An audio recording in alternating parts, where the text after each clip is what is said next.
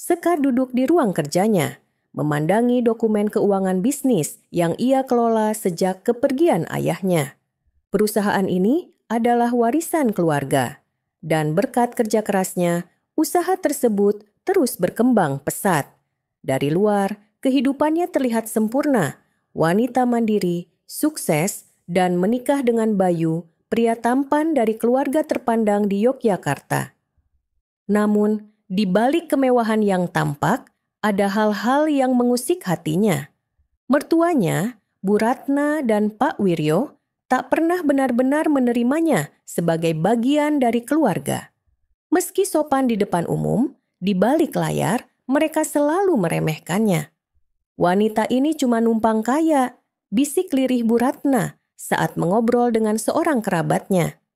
Bayu yang dulu penuh perhatian pun perlahan berubah. Ia semakin sering pulang larut, mengabaikan obrolan mereka, dan lebih sibuk dengan dunianya sendiri. Sekar mencoba membujuk dirinya bahwa semua ini hanyalah fase dalam pernikahan. Namun, jauh di lubuk hatinya ada firasat yang tak bisa ia abaikan, seolah ada sesuatu yang menunggu untuk menghancurkan segalanya. Malam semakin larut, tetapi Bayu belum juga pulang. Sekar duduk di ruang makan, menatap ponselnya yang tak kunjung menerima pesan atau panggilan dari suaminya. Dulu, Bayu selalu memberitahu jika harus pulang terlambat, tapi sekarang ia bahkan tak peduli untuk memberi alasan. Hari-hari berlalu dengan pola yang sama. Bayu makin sering pergi entah kemana, pulang larut tanpa penjelasan, dan saat di rumah pun ia lebih sibuk dengan ponselnya. Setiap Sekar bertanya, jawabannya selalu singkat dan dingin. Kerjaan atau lagi capek? Di sisi lain, Bu Ratna mulai terang-terangan membandingkan Sekar dengan wanita lain. Lihat si Anita, lulusan luar negeri, sopan, keibuan. Kalau Bayu dulu milih yang seperti itu, pasti hidupnya lebih tenang. Ucapnya suatu kali saat sedang minum teh bersama teman-temannya. Sekar yang kebetulan melintas hanya tersenyum pahit. Semakin hari, semakin jelas bahwa Sekar hanya dihargai selama ia masih bisa mempertahankan bisnis dan kekayaannya. Namun, yang benar-benar menusuk hatinya adalah saat ia tak sengaja mendengar percakapan Bu Ratna dengan Pak Wiryo di ruang keluarga. Anak itu, dia cuma beruntung dapat warisan dari bapaknya. Kalau bukan karena harta, siapa juga yang mau sama dia? Sekar berdiri diam di balik pintu, dadanya terasa sesak. Ia ingin marah, ingin membela diri, tapi ia hanya mengepalkan tangan. Saat itu, untuk pertama kalinya, ia sadar bahwa mungkin selama ini ia memang hanya dipandang sebagai sumber uang di mata keluarga suaminya. Sekar duduk di depan cermin kamarnya, menatap pantulan dirinya dengan tatapan kosong. Kata-kata mertuanya masih terngiang di telinganya. Semua yang ia lakukan selama ini tak ada artinya di mata mereka. Ia hanya dihargai karena harta, bukan karena dirinya sendiri. Malam itu, sesuatu dalam dirinya berubah. Ia tak akan lagi berusaha mencari validasi dari orang-orang yang tak pernah benar-benar menyayanginya. Ia ingin tahu sejauh mana kepalsuan ini berjalan. Keesokan harinya, Sekar mulai menyebarkan berita bahwa bisnisnya mengalami kerugian besar. Ia menyuruh asistennya untuk memberitahu beberapa rekan bisnis bahwa perusahaan sedang dalam kondisi buruk. Kabar itu cepat menyebar, termasuk ke telinga mertuanya dan Bayu. Reaksi mereka datang lebih cepat dari yang ia bayangkan. Bayu yang biasanya tak banyak bicara di rumah, tiba-tiba mulai sering menghilang tanpa kabar. Ia tak lagi bersikap manis, bahkan cenderung kasar dan tak sabaran. "Aku sibuk, jangan tanya-tanya terus," bentaknya suatu malam saat Sekar mencoba menanyakan kemana ia pergi. Sementara itu, Bu Ratna dan Pak Wiryo tak lagi bersikap ramah. Mereka mulai menyindir soal bagaimana seharusnya seorang istri bisa menjaga keuangan keluarga. Di depan tamu, mereka mulai menyalahkan Sekar secara halus, seolah-olah semua ini terjadi karena ketidakmampuannya. Namun, pukulan terbesar datang ketika suatu malam, Bu Ratna berbicara langsung di depannya. Kalau perempuan tidak bisa memberi manfaat bagi suaminya, lalu buat apa dipertahankan? Sekar diam. Hatinya sakit, tetapi bukan karena kata-kata itu. Ia sakit karena dugaan yang selama ini ia pendam akhirnya terbukti benar. Ini bukan lagi sekadar firasat. Mereka memang hanya mencintai hartanya, bukan dirinya. Hari-hari berlalu dan sikap Bayu semakin dingin. Jika sebelumnya ia masih pura-pura peduli, kini ia bahkan tak lagi menyembunyikan ketidaksukaannya. Ia jarang pulang dan saat berada di rumah, ia hanya duduk dengan wajah muram, seolah kehadiran Sekar mengganggunya. Sekar masih tetap bersikap tenang, seolah tak terpengaruh. Tapi di dalam hatinya, ia mencatat setiap perubahan sikap suami dan mertuanya. Bu Ratna yang dulu berbasa-basi manis, kini terang-terangan menyindirnya. Perempuan kalau nggak bisa bawa rezeki, ya apa gunanya? Hidup kok malah nyusahin suami, katanya di meja makan, tanpa sedikit pun mencoba menyamarkan maksudnya. Sekar hanya menatapnya, tersenyum kecil tanpa berkata apa-apa. Jawaban yang paling menyakitkan adalah diam. Namun, yang membuatnya benar-benar yakin bahwa ia sedang menuju pintu keluar dari rumah ini adalah saat Bayu mulai terang-terangan menunjukkan ketidaksukaannya. Suatu malam, Sekar menunggunya di ruang tamu, mencoba berbicara baik-baik. Tapi saat Bayu masuk, ekspresinya seolah melihat sesuatu yang menjijikkan. "Ngapain kamu di sini?" tanyanya dingin. "Aku cuma mau bicara, Bay," jawab Sekar tenang. Bayu menghela napas kasar, melempar kunci mobilnya ke meja dengan kasar. "Aku capek, udah jangan bikin tambah pusing." Saat itu, Sekar menyadari satu hal. Ia tidak lagi dianggap sebagai istri, mungkin bahkan bukan siapa-siapa lagi. Dan sepertinya Bayu hanya sedang menunggu waktu untuk menyingkirkannya. Pagi itu, Sekar turun ke ruang makan seperti biasa, tetapi suasana terasa berbeda. Bu Ratna dan Pak Wiryo duduk di meja makan dengan ekspresi dingin, seolah sedang menunggu sesuatu. Bayu berdiri di sudut ruangan, wajahnya datar, tak menunjukkan emosi apapun. "Sekar, kita tidak bisa terus begini." Suara Bu Ratna memecah keheningan. Nada bicaranya tajam, tanpa sedikit pun basa-basi. Sekar tetap tenang. "Apa maksud Ibu?" "Maksudnya, kamu sebaiknya pergi dari rumah ini," sambung Pak Wiryo dengan nada tegas. "Sejak kamu membawa kabar bangkrut itu, hidup di rumah ini jadi penuh kesialan. Kami tidak bisa terus menanggung beban yang kamu bawa." Sekar terdiam. Kata-kata itu bukan sekadar pengusiran, itu pernyataan bahwa sejak awal ia tak pernah dianggap keluarga. Ia menoleh ke arah Bayu, mencari setidaknya sedikit pembelaan dari suaminya. Tapi Bayu hanya diam, matanya menghindari tatapan Sekar. Tak ada satupun kata yang keluar dari mulutnya. Saat itulah Sekar benar-benar mengerti. Ini bukan lagi tentang kehilangan harta. Ia telah kehilangan suami, rumah, dan keluarga yang seharusnya mendukungnya. Tanpa perlawanan, ia bangkit, berjalan menuju kamarnya. Ia hanya mengambil satu koper berisi barang-barang penting. Tak ada air mata, tak ada amarah, hanya ketenangan yang mencekam. Saat ia berjalan keluar melewati pintu rumah, Bu Ratna melemparkan kalimat terakhirnya. "Wanita miskin dan tak berguna memang tak pantas tinggal di rumah ini." Sekar berhenti sejenak di ambang pintu, lalu menoleh. "Kita lihat siapa yang akan menyesal nantinya, Bu." Ia melangkah pergi tanpa menoleh lagi. Di dalam hatinya, tekad mulai terbakar. Ia akan kembali, bukan untuk memohon, tetapi untuk menunjukkan bahwa mereka telah mengusir orang yang salah. Sekar duduk di kamar kecil kontrakannya, jauh dari kemewahan yang dulu ia miliki.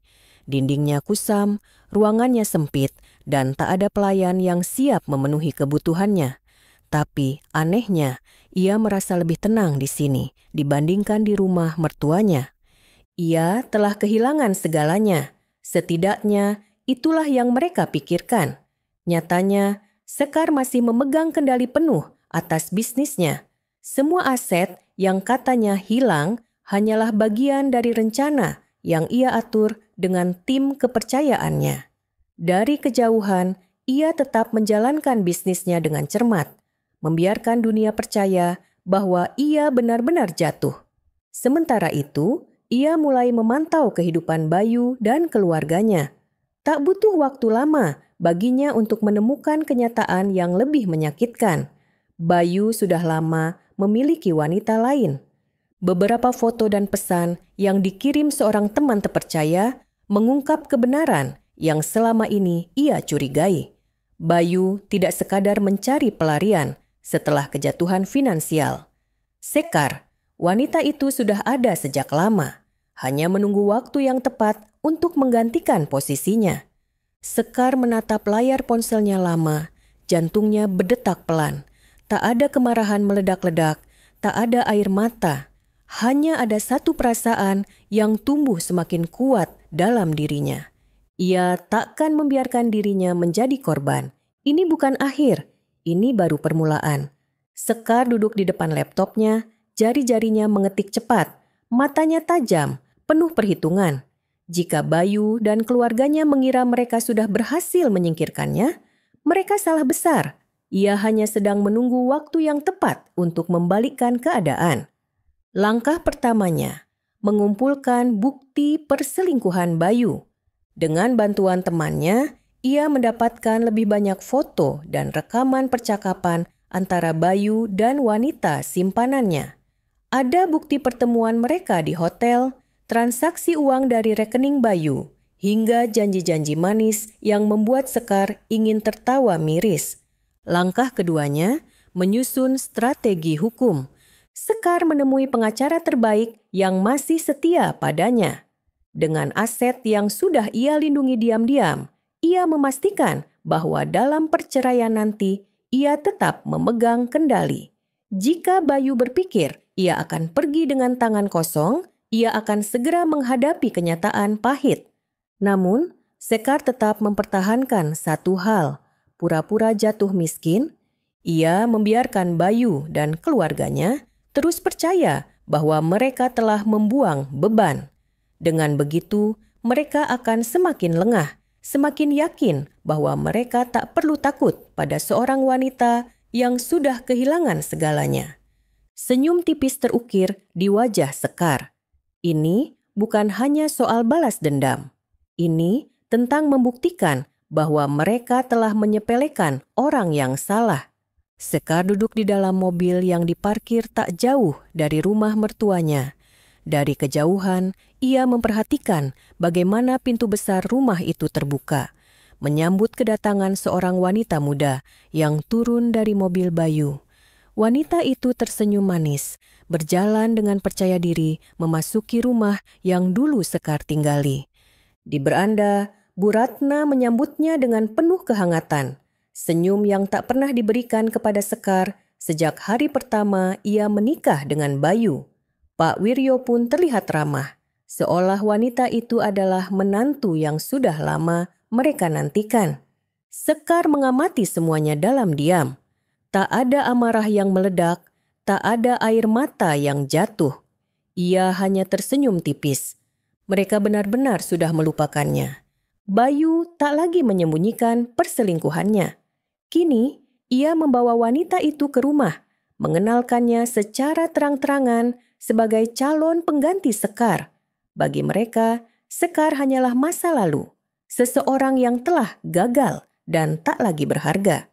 Tapi mereka tak tahu satu hal, Sekar masih ada, dan ia masih memegang kendali.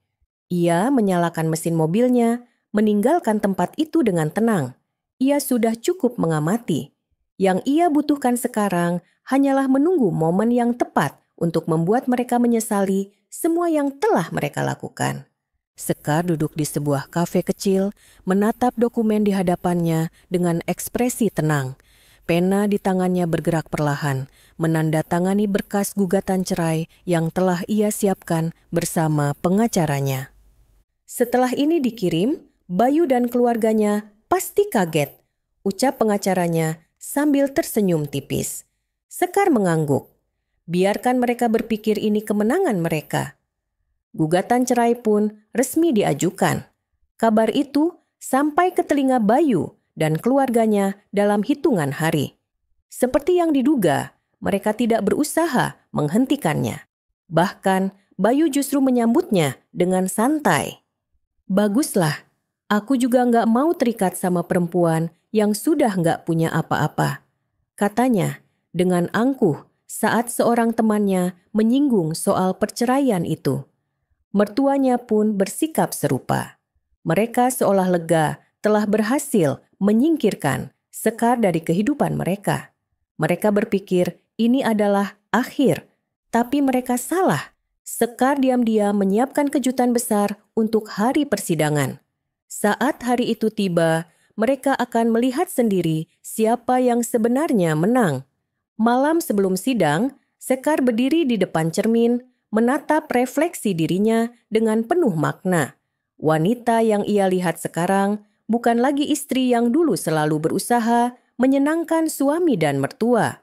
Bukan lagi perempuan yang mencoba mencari tempat di hati orang-orang yang tak pernah benar-benar menerimanya. Tidak, wanita di hadapannya kini adalah seseorang yang telah ditempa oleh pengkhianatan, tetapi tidak hancur karenanya. Ia menyentuh cermin, mengingat bagaimana dirinya terbuang, dihina, dianggap tidak berharga.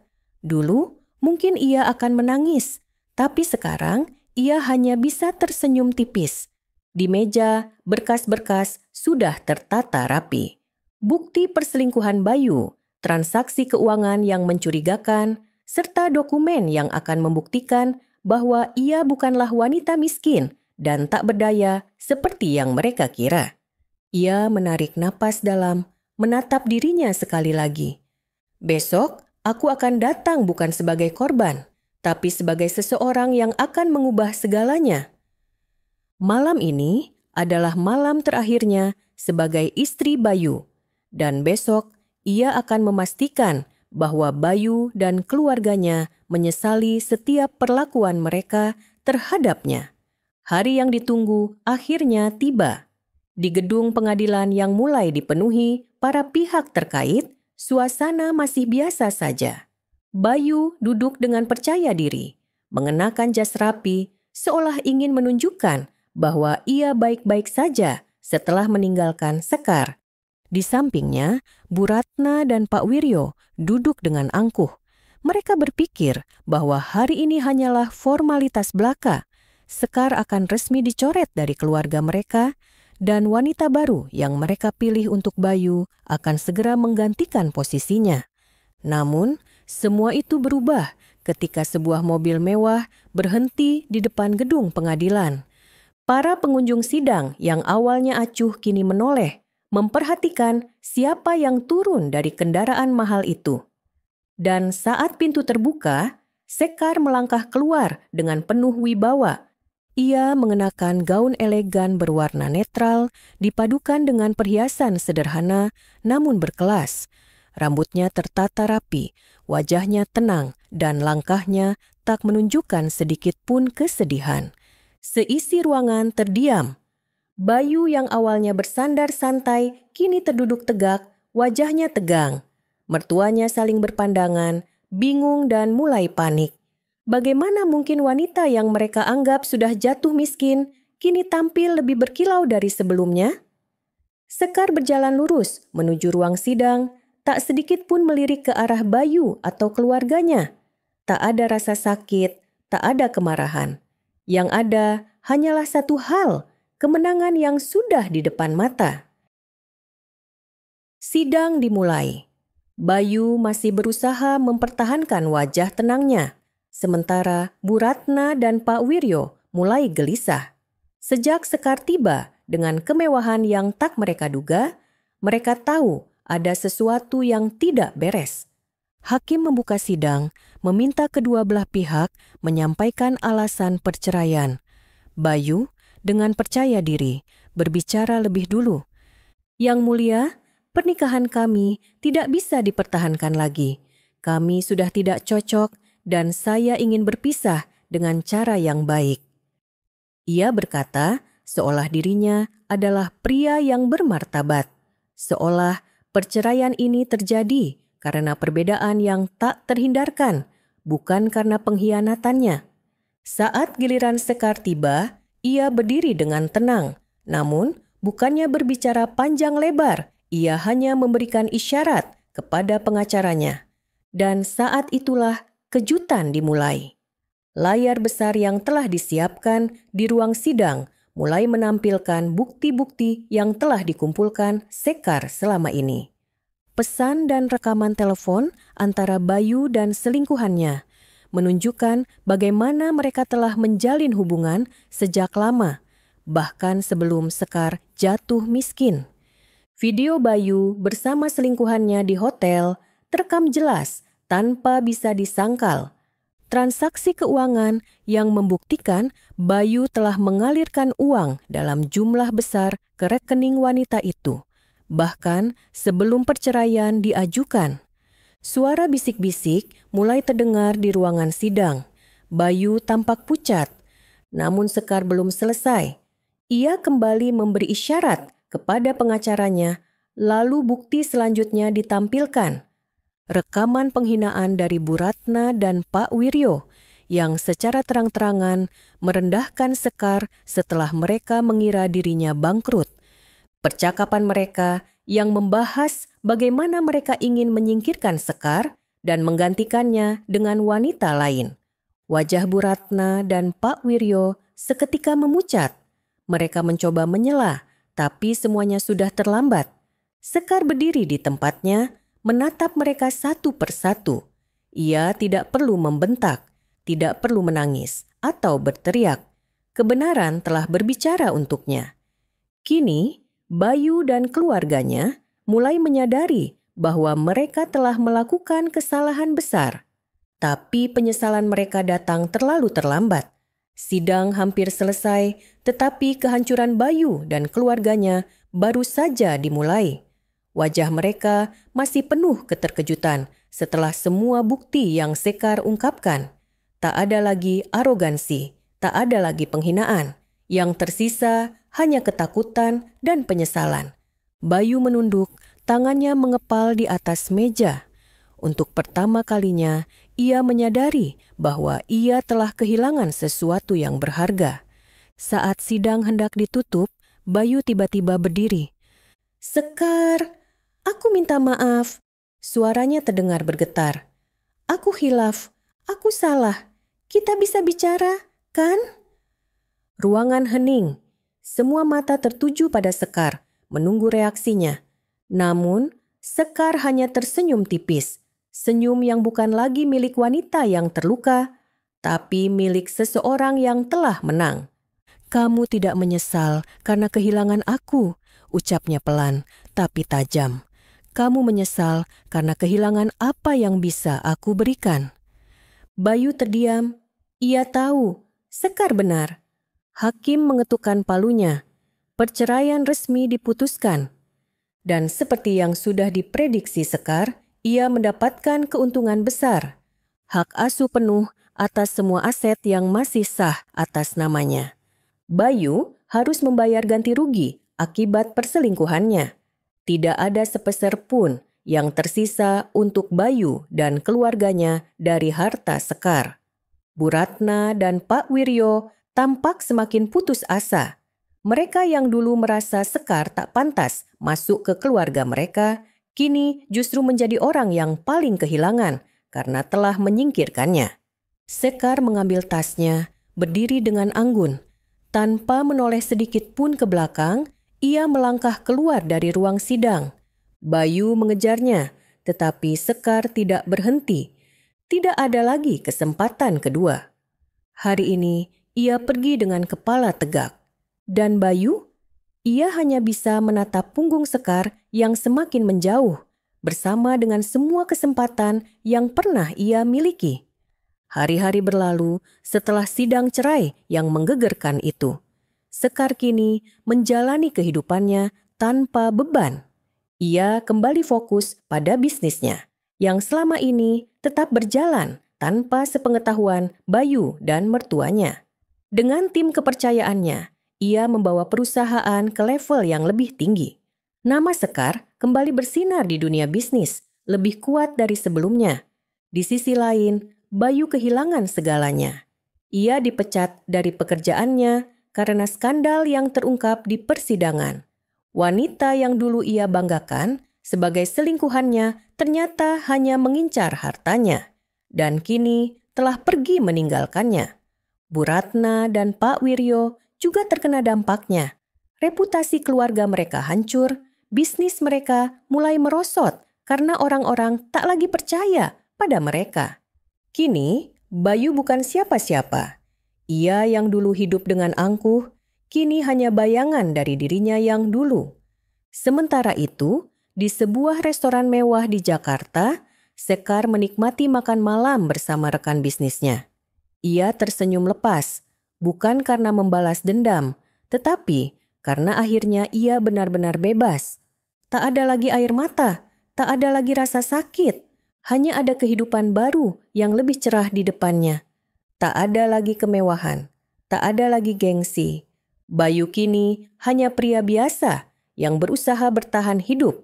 Setelah kehilangan pekerjaannya dan aset yang selama ini ia nikmati, ia mendapati dunia tidak seindah yang dulu ia bayangkan. Wanita yang dulu ia pilih meninggalkannya tanpa ragu, setelah tahu bahwa ia tidak punya apa-apa lagi. Teman-teman yang dulu selalu ada di sekelilingnya kini menghilang satu persatu. Orang-orang yang dulu memuji keluarganya kini menjauh, tak ingin dikaitkan dengan mereka. Sementara itu, Bu Ratna dan Pak Wiryo juga merasakan akibat dari kesombongan mereka.